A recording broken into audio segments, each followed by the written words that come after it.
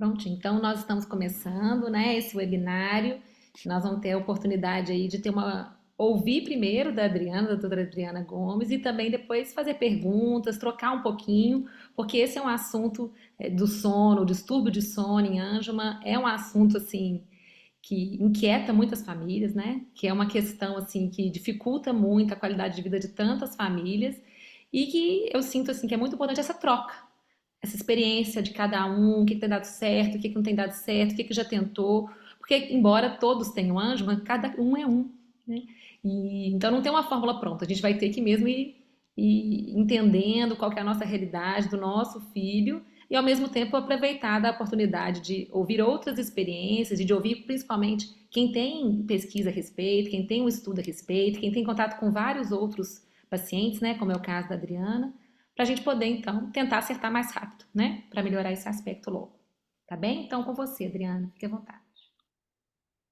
Olá, boa noite, todo mundo. Muito obrigada por estarem aqui e tirar o tempo para a gente conversar.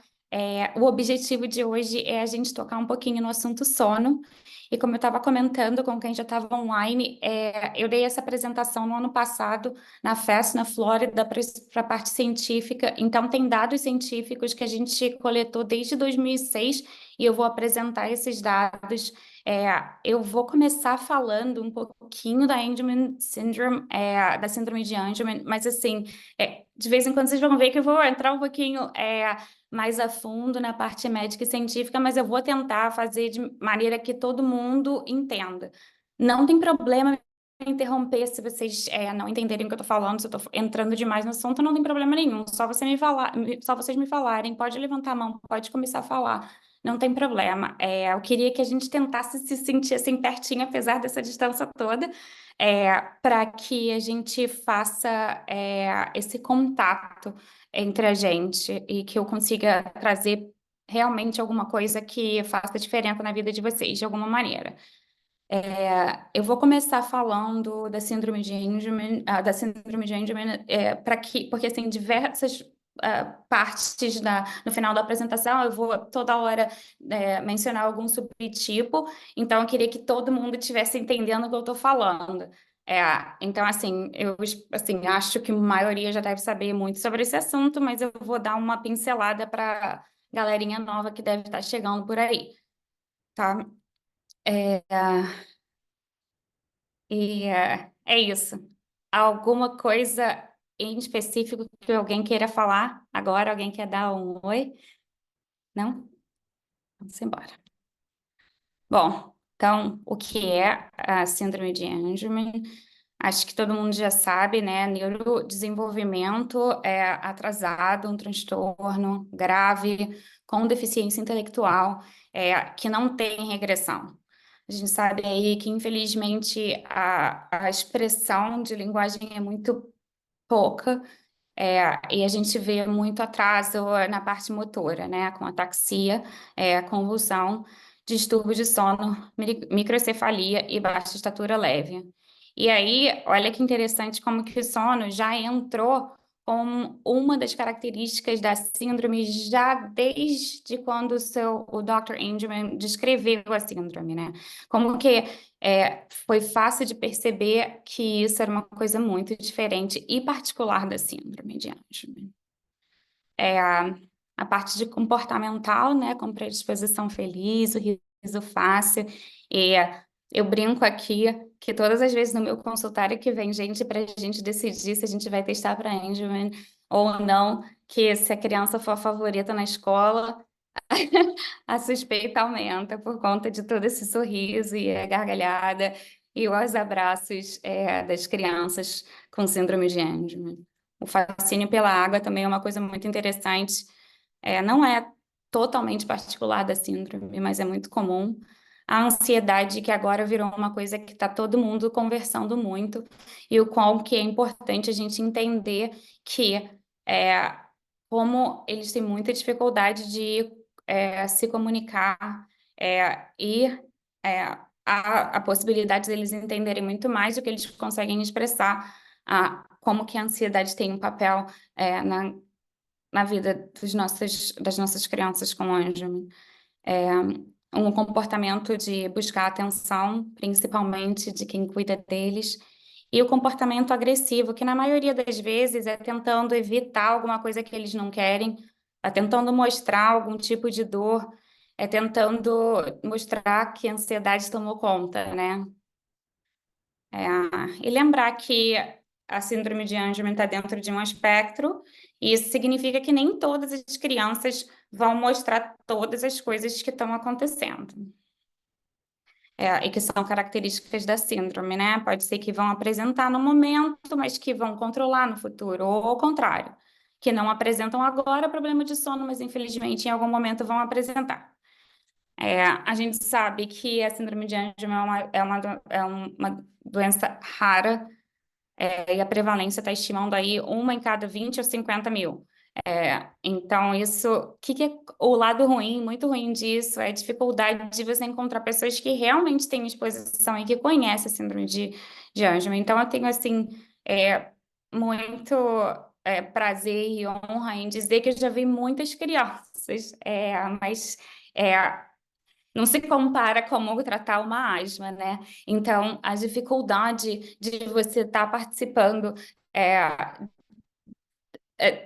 de uma comunidade que precisa tanto por ser tão raro. Então, as coisas que eu vou mencionar e que eu queria que todo mundo estivesse lembrando, que eu não sei, assim, se todos vocês tiveram acesso a essa informação quando vocês tiveram um diagnóstico das crianças de vocês, e eu tô falando só para famílias ou tem gente de comunidade científica também? Alguém me responde, pode me responder essa pergunta. Tem gente científica assistindo também, ou são só famílias de crianças com síndrome de Angelman? A divulgação foi só para famílias, tá? Então, só para família. Então, tá bem. Então, eu não sei se vocês têm a informação do diagnóstico da criança de vocês, dos filhos de vocês ou dos familiares de vocês, mas eu queria que todo mundo, se pudesse, entender quando eu mencionar cada um de vocês, cada um desses subtipos aqui. Por quê? Porque até em matéria do transtorno do sono e da insônia é diferente, né? A gente sabe que cada tipo desses vai ter mais problemas com convulsão, menos problemas com convulsão, mais problemas de comportamento, menos, e de sono também. E existe uma diferença, né? Não necessariamente muito grande, mas existe uma diferença entre eles. E se Deus quiser, a gente vai encontrar um tratamento, e aí eu acredito que vai ser um tratamento diferente para cada subtipo, ou pelo menos na dose, vai ser diferente para cada subtipo. Peraí, deixa eu só voltar aqui, que pulou. Então, a síndrome de Angelman, novamente, todo mundo, eu acho que todo mundo já sabe que esse aqui é o nosso cromossomo 15, né? E como é que funciona normalmente em todos nós que estamos aqui assistindo o videozinho? O cromossomo 15, que vem do papai, fica dormindo nessa áreazinha, tá? Isso se chama, e a gente faz isso através de metilação. Na deleção, o que acontece, e a gente só usa o da mãe, né? Numa pessoa normal. Quando você tem o subtipo deleção, você veio com essa parte faltando da mãe, e o do pai tá ali dormindo. A dissomia uniparental, você recebeu 2 do pai. Então, você coloca os 2 para dormir. Nos defeitos de impressão, você simplesmente botou para dormir o da mãe, por algum motivo que a gente não sabe qual.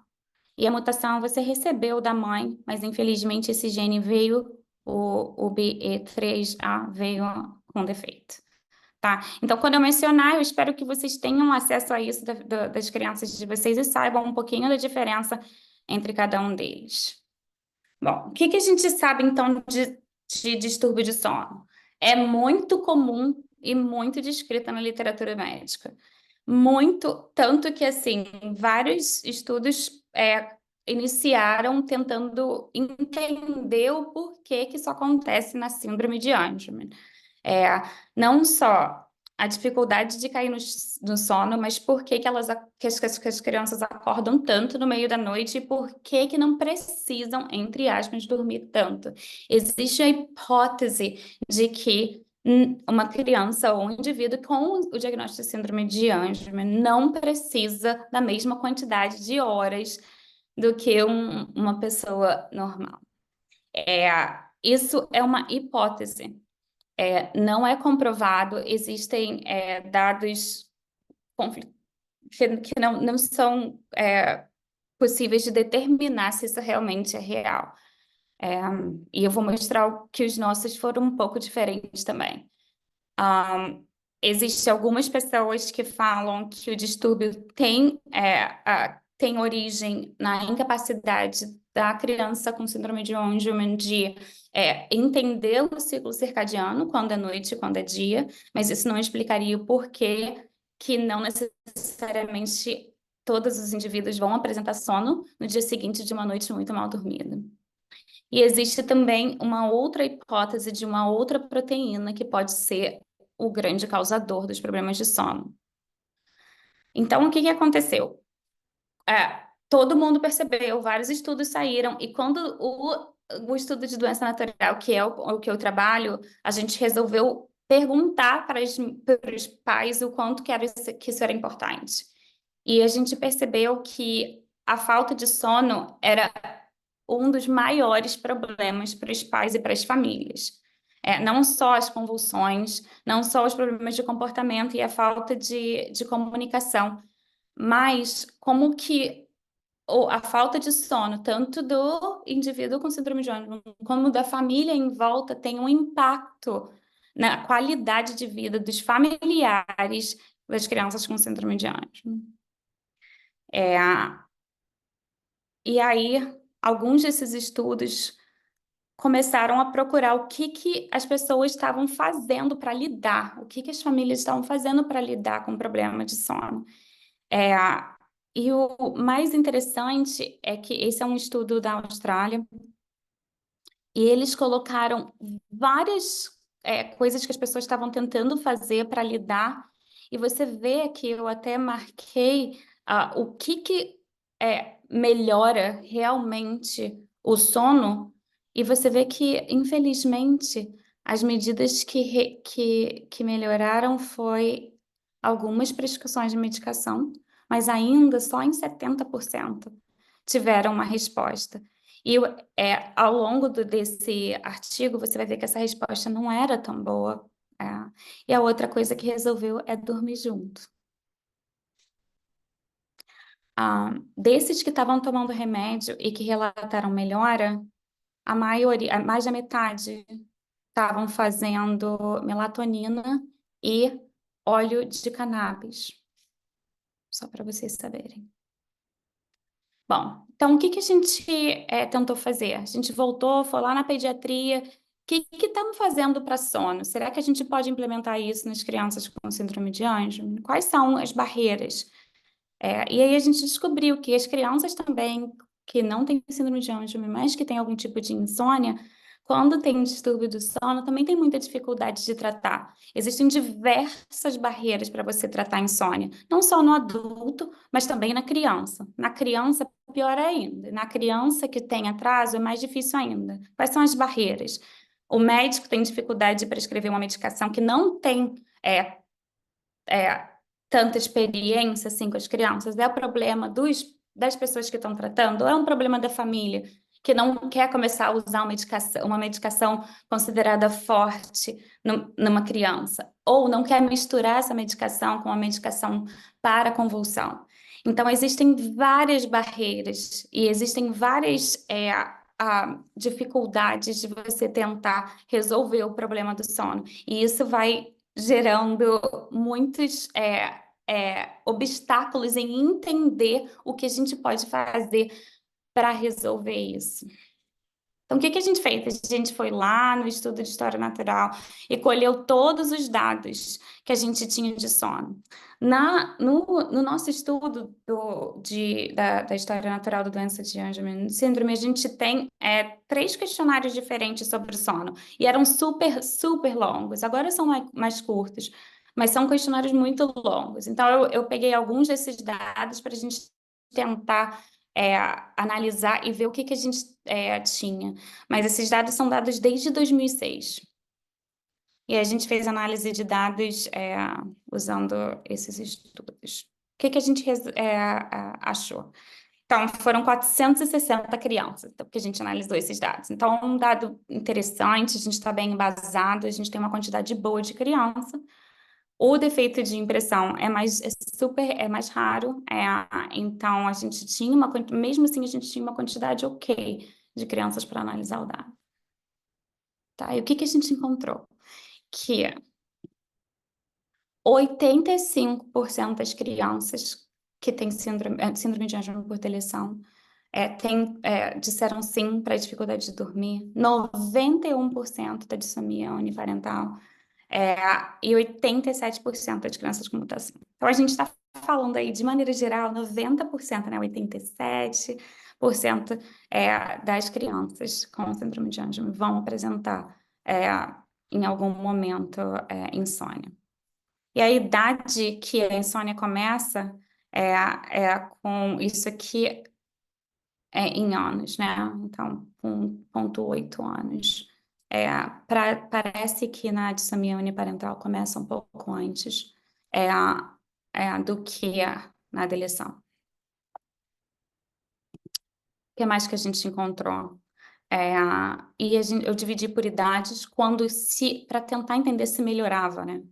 E você vê que, assim, continuam dizendo que tem dificuldade de sono, mas calma, porque não é tão ruim assim. Apesar de continuar com problema de sono, o acordar à noite parece que diminui bastante. A quantidade de horas que continua sendo menor. Esse gráfico eu acho interessante, que você vê que o acordar à noite diminui para todo mundo meio que igual, né? Mas que parece que a dissomia uniparental realmente tem uma característica mais importante, com mais acordares noturnos. Aqui é a latência de sono, né? Qual o outro distúrbio de sono que a gente está falando? Esse daqui é quanto tempo você demora para dormir. E esse aqui e a gente conta como alterado a partir de 30 ou 40 minutos. E aí a gente vê que a maioria diz sim, pior nas crianças que têm... Opa, tá bem na minha frente. É pior para as crianças que têm o defeito de impressão, mas que é ruim para todo mundo. Então, melhora com 3 a 18 anos para quase todo mundo, não necessariamente para deleção. Então, parece que na adolescência pode ser que, para pegar no sono, isso melhore. E daí, aqui o que eu acho interessante, eu acho que a partir de 13 anos, a facilidade de você começar uma medicação aumenta muito. E, novamente, você vê uma melhora também já nessa faixa etária, que aos 15, 13 anos já começa a melhorar, e aí a gente não sabe se é porque a galera está entrando com medicação, porque finalmente tomou coragem, ou porque o médico finalmente prescreveu. Então, a gente não tem um porquê que apresenta uma melhora, mas apresenta uma melhora.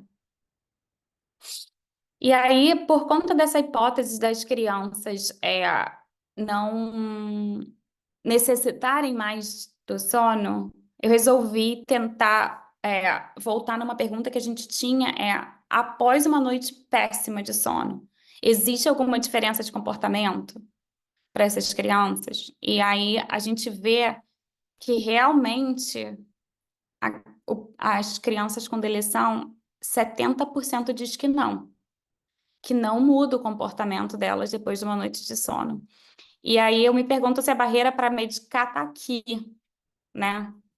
Se a criança não apresenta diferença, se você não quer medicar, porque você acha que se você medicar ela, você está fazendo mais por você do que por ela. Mas que nos outros subtipos, sim, é um meio a meio.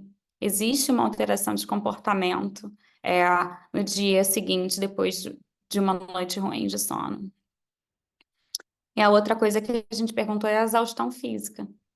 E apareceu que sim. Então, eu acho que a gente levantou a hipótese do estudo natural da doença que não é que eles não precisem da mesma quantidade de sono. Eu acho que isso é uma coisa que a gente não tem como confirmar, mas que os sinais de que nem tudo está bom no dia seguinte que não dormiu já são suficientes para a gente repensar se realmente eles não precisam dormir. Quando a gente foi para medicação, e aí esse tipo de medicação é a quantidade de gente fazendo medicação, tá? Não é se a medicação funciona ou não. Infelizmente, eu não tinha como analisar se a medicação funcionou ou não. A gente não tinha essa pergunta, a gente adicionou essa pergunta, mas a gente não tinha desde 2006, então a gente não tem como saber quais são as medicações que dão certo para cada um. Pela quantidade de gente que faz medicação, a nossa hipótese é que as medicações não funcionam bem. Porque você vê que 80%, 90% das famílias responderam que existe um problema de sono, e você vê aqui que mesmo com a melatonina, em todas as diferentes de faixas etárias, você tem aí no máximo 40% das pessoas fazendo uso da medicação. Você vê que a maioria, né, começa com melatonina. Lembrando que a melatonina, ela tem um efeito para latência de sono, né? Não necessariamente para o acordar noturno ou acordar muito cedo. Então, é um efeito diferente. O Benadryl, vocês não têm aí no Brasil, mas é um antihistamínico. Seria a mesma coisa que um Ixizine. Você consegue comprar aqui em farmácia, normal. Você dá realmente para as crianças, não tem pouquíssimos efeitos colaterais. Não é uma medicação que vicia. Então, tanto a melatonina quanto o Benadryl são de muito fácil acesso. E mesmo assim, você vê que não existe um uso muito grande. E aí eu me pergunto, será que não usa porque nunca tentou? Ou porque acha que é contra fazer uso da medicação? Ou porque não funciona? A partir do momento que você tenta uma medicação, ela não funciona, você vai parar. A outra medicação que é muito usada é a clonidina e trazodone, que aí no Brasil vocês têm uma muito similar que se chama Zolpidem. Essa medicação aqui, normalmente, a gente só faz para adolescentes. Bom, então, para concluir, a gente concluiu lá dizendo, olha, a gente realmente sabe que pelo menos 77%, lá para 80% dessas nossas crianças estão com problema de sono, e a gente precisa descobrir o que está acontecendo, né? Então, a gente queria alinhar com todo mundo, com todos os cientistas que estavam lá presentes ou não em grupos, porque essa reunião é uma reunião muito focada para terapia, e para tratamentos, né, dentro da síndrome de Angelman. E a gente falou, olha, a gente tem que entender o que está acontecendo, quais são os comportamentos que estão sendo utilizados, quais são as barreiras, se os remédios estão funcionando ou não, né? E a gente concluiu dizendo, olha, eu acho que a gente deveria parar de falar dessa hipótese de que eles não precisam, porque talvez a gente esteja aumentando, né, essa barreira. E eu acho que deu certo, porque desde então, esses 3 artigos já saíram, né? São estudos grandes que falam sobre os problemas associados à síndrome de Angelman. E aí, toda vez que esses tipos de estudos saem, a gente se encontra, o pessoal da doença do estudo natural, né? E aí eu tenho o maior prazer de estar junto com pessoas super legais, que nem a Dr. Bird e o Dr. Tan de Boston, e quebra a cabeça para tentar saber o que a gente acha e discutir o que a gente tem experiência. Sono é muito difícil de avaliar, né? Uma das coisas que a gente levantou será que o sono melhora? Ou se você sabe que a sua criança está segura dentro da casa e ela acorda na noite e você já está tão cansado, você não acorda mais com ela? né? Será que realmente eles param de acordar e a gente não sabe? Ou será que a família já se adaptou e todo mundo alguém passou a dormir com essa criança para sempre?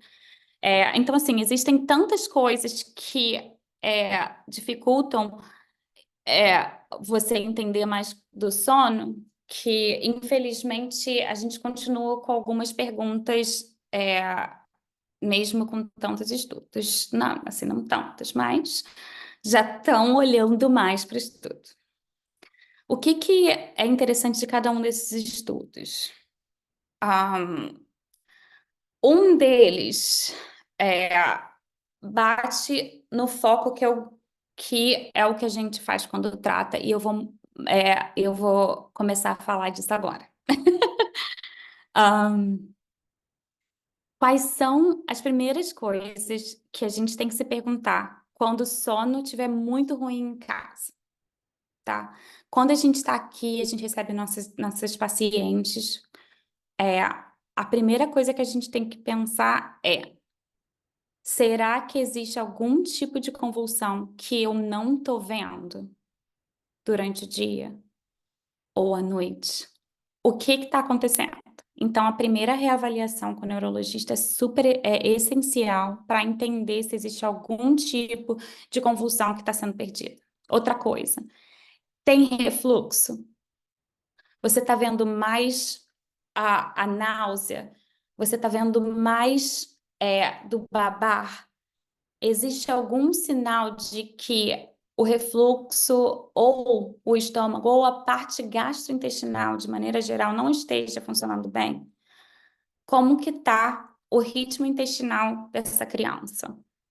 Então, são coisas que a gente começa a se preocupar e que são coisas que a gente tem que tentar avaliar para tentar melhorar o sono. Então, é o primeiro passo para a gente tentar resolver esse problema.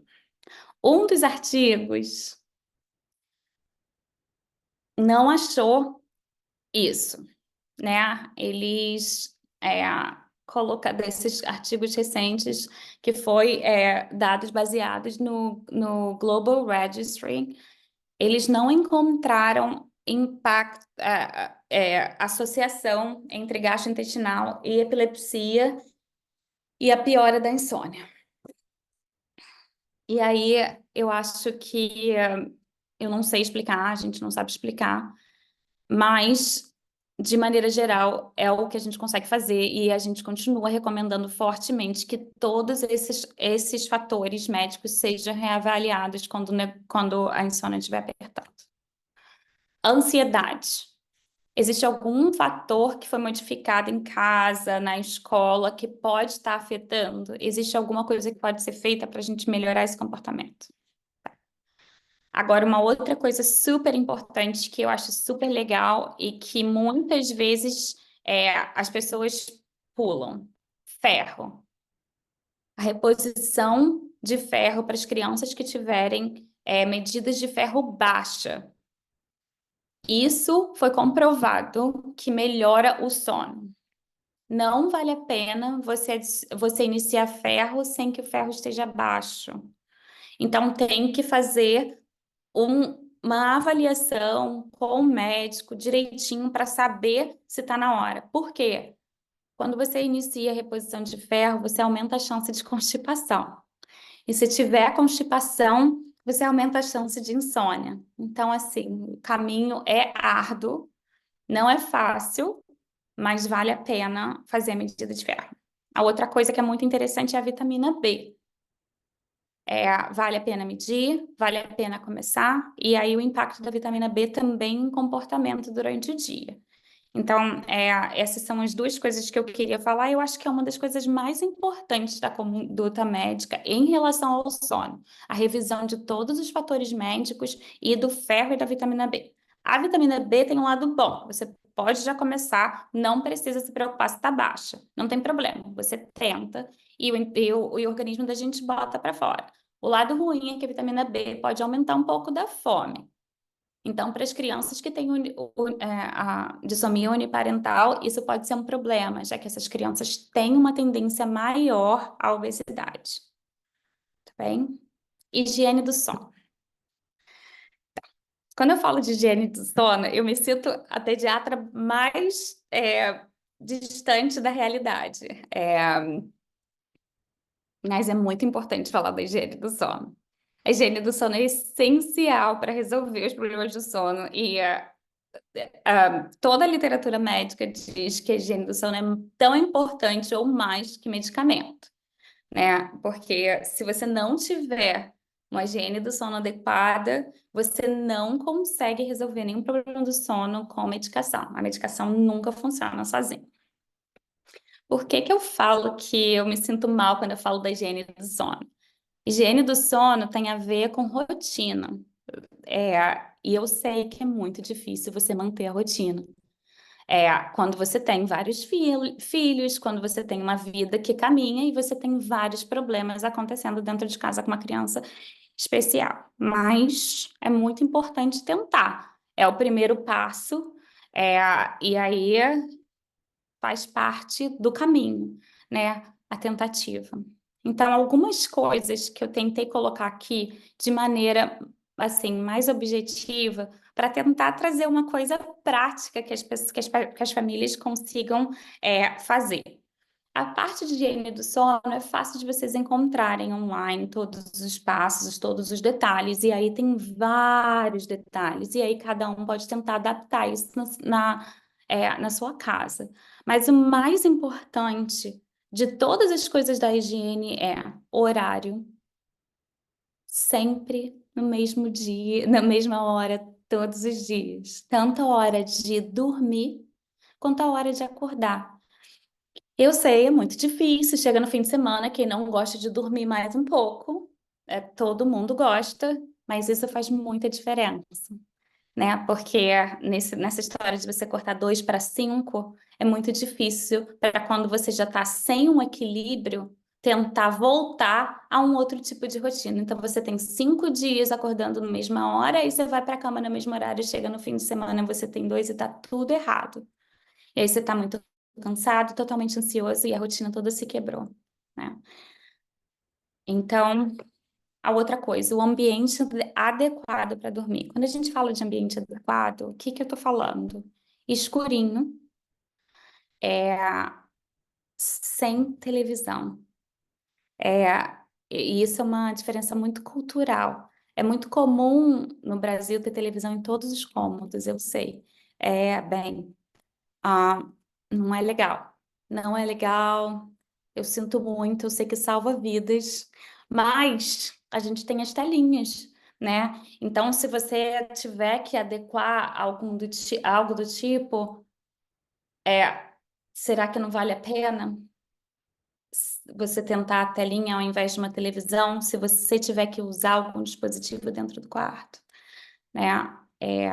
Então, a outra coisa que é mais importante, que é importante também é a quantidade de barulho dentro desse quarto, né? Claro que segurança é uma coisa que a gente discutiu bastante na outra vez que a gente se encontrou, mas dentro do quarto, o quarto tem que ser seguro, é importante, vale a pena tentar investir em câmera, vale a pena tentar investir em portãozinho, né? Para ter certeza que a criança está segura dentro de um local onde nada vai acontecer, né? Janela está devidamente segura, esse tipo de coisa. É importante, assim, ao invés de cortina, persiana, para que seja mais seguro, mas sem as linhas, esse tipo de coisa, né? Mas, mesma coisa, hora para dormir, hora para acordar. Daí vale a pena vocês tentarem resolver isso dentro de casa, faz um acordo com, com o companheiro, com um outro filho e vai resolvendo. A outra coisa da rotina da higiene do sono que é interessante é você colocar a criança na cama já com bastante sono, mas ainda acordada. Ou seja, não deixar dormir em outro lugar para levar para a cama. Por quê? Porque a gente acorda normalmente todos os dias, a vários momentos à noite. E aí a gente procura coisas que são confortáveis para a gente, mas que normalmente estavam presentes quando a gente dormiu. Então, essa transição de um ambiente para o outro, quando a criança já está dormindo, não é ideal. Isso aqui eu coloquei para todo mundo tentar pensar como que faz para levar a rotina do sono e escolher um horário que dê, né, para todos os dias, tanto durante a semana quanto no fim de semana.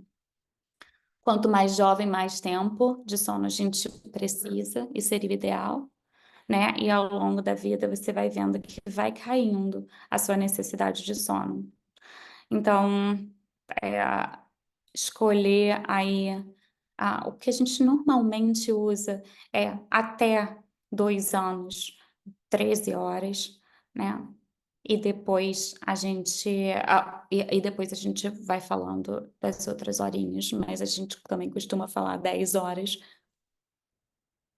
até adolescência, e depois da adolescência a gente normalmente continua falando 8, 9 horas de sono, mas quem dera que a gente pudesse ficar com isso tudo, né? É, bom, ah, quando eu estava preparando esse slide durante a semana, eu escrevi para o grupo e descobri que não tem cama fechada no Brasil. Mas com certeza tem portõezinhos e eu vou tentar fazer encontros para resolver. O que é a cama fechada? Aqui nos Estados Unidos eles têm como se fosse uma cabana mesmo, com fecheclé, seguro, grande, arejada, e você coloca a criança dentro e a criança está absolutamente segura dentro da cama. É uma opção que a gente escuta muito, muitas coisas boas das famílias que tentam. Realmente é o sonho das famílias e faz muita diferença. A rotina na hora de dormir. Uma dica interessante da rotina da hora de dormir é começar no banho, né? Então, assim, começa no banho e o ideal é você começar pelo que é ruim, né? Então, assim, odeia escovar os dentes. Vamos começar escovando o dente, né? E depois vamos para as coisas que as crianças gostam para a gente já começar. Outra coisa que é interessante é você apresentar para a criança como que essa rotina vai acontecer, né? Para a criança ou para o indivíduo, se for adulto. Estou olhando a Carol voltando, se for a Verônica já adulta. A gente vai apresentar, mas apresentar o que que a gente vai fazer hoje. Então, assim, mostrar e falar o que que vai acontecer. Todos os dias, naquela mesma hora, a gente vai começar aquela mesma rotina.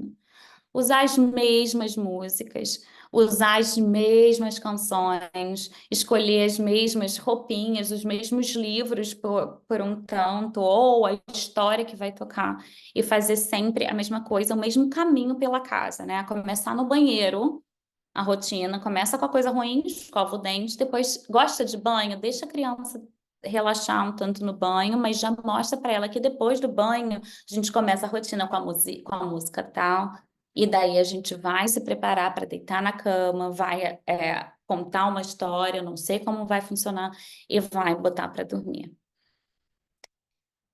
Assim falando, fica moleza. Eu entendo que realmente não é fácil. Eu não quis entrar em detalhes sobre o treinamento de sono. Eu acho que isso é uma coisa cultural, vai de pessoa para pessoa. Você deixar chorar, você decidir o que vai fazer no meio da noite, é uma coisa muito pessoal. Cabe para todas as famílias e é super diferente.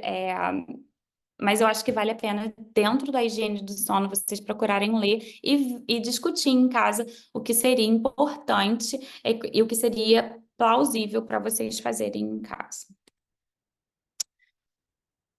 Telinha. É, salva vidas, eu sei. Faz muita diferença. Você consegue uma paz. Tantas crianças que não conseguem focar, que são super hiper, mas que tem aquele momento de telinha que você consegue ter uma paz e fazer outras coisas. Existem várias coisas que você pode assistir na telinha que não são necessariamente ruins. Então, vale a pena escolher o que a criança vai assistir, obviamente.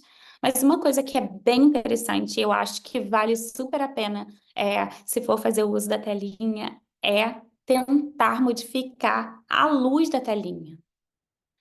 E aí que eu acho que a televisão fica mais difícil por conta disso. Mas se você estiver usando o iPad, celular, você tentar mudar a luz que sai desse aparelho por uma luz que seja menos ruim para o sono. E a maioria desses dispositivos tem essa função. E eu não sei se vocês já sabiam disso, se já tinham visto, mas o ideal é você trocar a luz azul para a luz avermelhada. E eu coloquei aqui o link de quem tem iPhone, de quem tem Samsung, mas eu acho que vocês podem procurar de acordo com o que vocês têm e o que que a criança está assistindo, quais são os acessos, se você consegue trocar isso para que não seja tão ruim para a criança cair no sono depois. E tentar, e eu sei que é muito difícil, parar a telinha 1, 2 horas antes do sono. E daí eu deixo com vocês. Agora vamos falar um pouquinho de medicação, né? Que eu acho que todo mundo deve estar querendo também uma ajuda. A gente sabe que a parte de rotina não é fácil, então a gente realmente deve pensar numa possibilidade de medicação. O que é importante a gente lembrar de medicamento? Obviamente, toda medicação tem sua indicação, tanto de idade quanto tipo. E todo paciente vai responder de um jeito à medicação. Não adianta achar que porque funcionou com um amigo tal vai funcionar para gente. Infelizmente, a gente sabe que o nosso metabolismo, que todas as coisas interferem, né? E medicina de precisão tá aí, cada vez mais individualizada, e a gente também tem que tentar lembrar disso.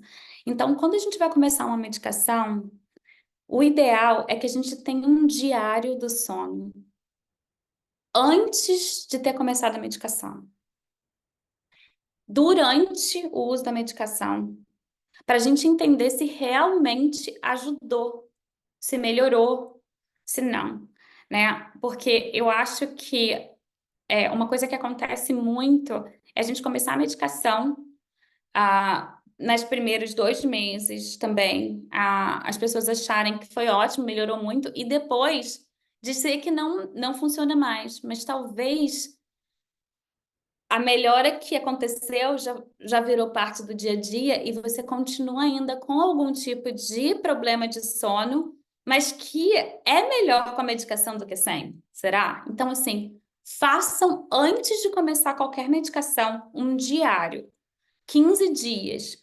Quanto tempo meu filho ou minha filha dorme? Que horas que eu botei para dormir? Quanto tempo demorou para dormir? Acordou à noite? Quanto tempo ficou acordado? Quantas vezes acordou à noite?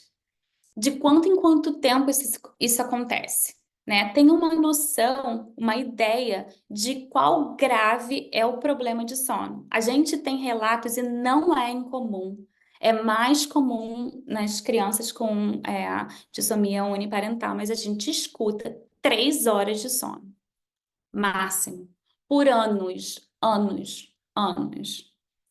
3 a 5 horas de sono, não tem mais do que isso. E daí você começa uma medicação, vai para 6. 6 é horrível? É. É melhor que 3? É. Então é muito importante a gente ter esse diário para a gente voltar nesse diário também. Pronto. Então isso é uma coisa muito importante. A idade do nosso paciente. Cada medicação tem a sua faixa etária. Então, assim, até o Benadryl, muita gente prefere começar depois dos 2 anos. Então, tem, assim, a sua idade ideal, tá? Normalmente, a gente começa com a melatonina. Daí, novamente, eu acho que eu mencionei isso, a melatonina, ela é melhor para diminuir a latência do sono. E a melatonina funciona zero se o ambiente estiver claro. Ela simplesmente não funciona. Então, não adianta melatonina se tiver com televisãozão na cara da criança. Entendeu? Não vai adiantar, infelizmente. Não vai adiantar se ainda tiver a claridade toda. Aí no Brasil, dependendo de onde você está, você não tem tanta variação de quanto anoitece. Aqui nos Estados Unidos, quando chega o verão, anoitece às 10 da noite. Se você não tiver uma maneira de escurecer o quarto, não adianta dar melatonina às 6 da tarde. A criança não vai dormir às 8. Então, uma coisa a se pensar. Anti-histamínico. Aí no Brasil, vocês não têm o Benadryl, mas vocês têm Oxazine e vocês têm o Polaramine. É uma opção também. Tem o É, Fenergan também, Adriana, que a gente tem o costuma. Fenergan, é verdade. Tem algum outro que vocês fazem? O Allegra não é tão, não é tão ah, Não dá é, tanto sono. pega tanto na parte sono, exatamente. Não tem tanto efeito É, o no H1. Fenergan ajuda. O Fenergan, que bom. Pois o lado muito bom do anti-histamínico.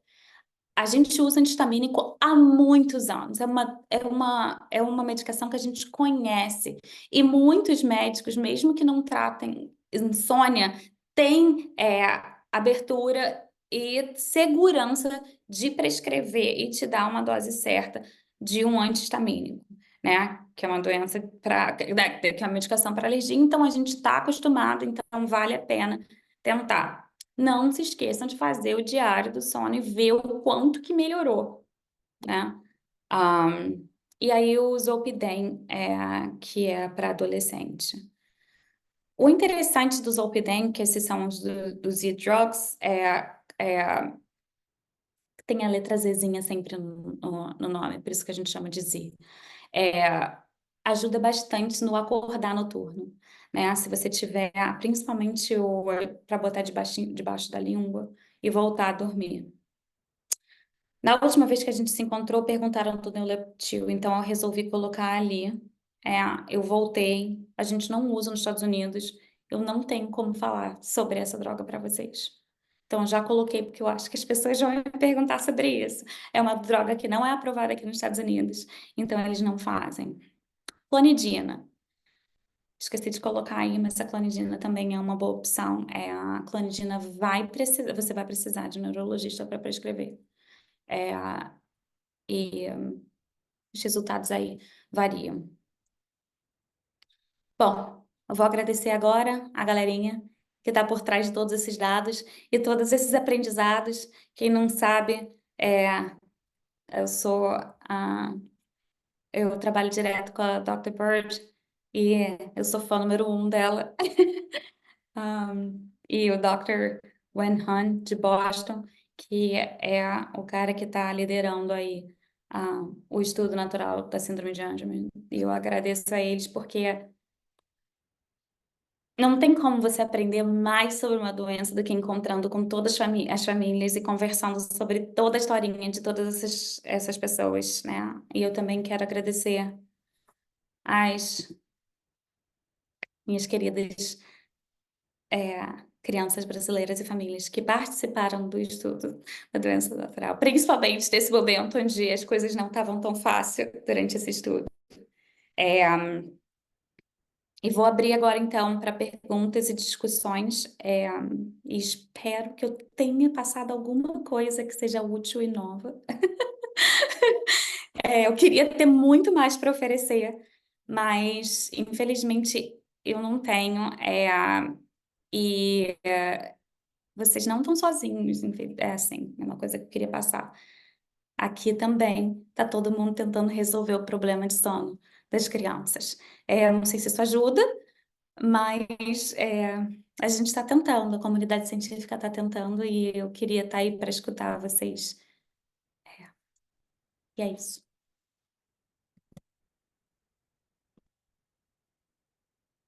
Deixa eu ver. Tem alguém